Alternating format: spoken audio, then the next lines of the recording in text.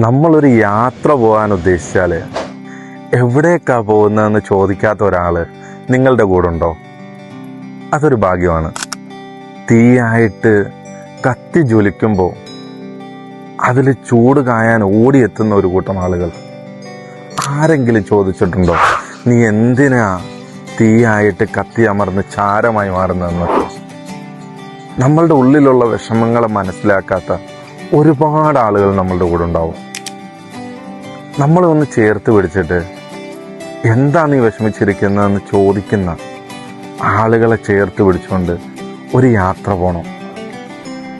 ആ യാത്രയുടെ അവസാനം അവർ കാണാത്ത കാഴ്ചകളിലേക്ക്, അവരെത്താത്ത ദേശങ്ങളിലേക്ക് അവരുമായിട്ട് ചെന്നെത്തിയിട്ട് ആ സ്വപ്നങ്ങളിങ്ങനെ യാഥാർത്ഥ്യമാക്കി അതിൻ്റെ അവസാനം അവർ നമ്മളെ ചേർത്ത് പിടിച്ചുകൊണ്ട് നമ്മളോട് പറയും, നിൻ്റെ കൂടെ എന്നും ഞാനുണ്ടാവുമെന്ന്.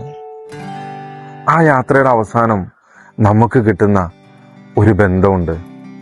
ആ ബന്ധമാണ് സൗഹൃദം.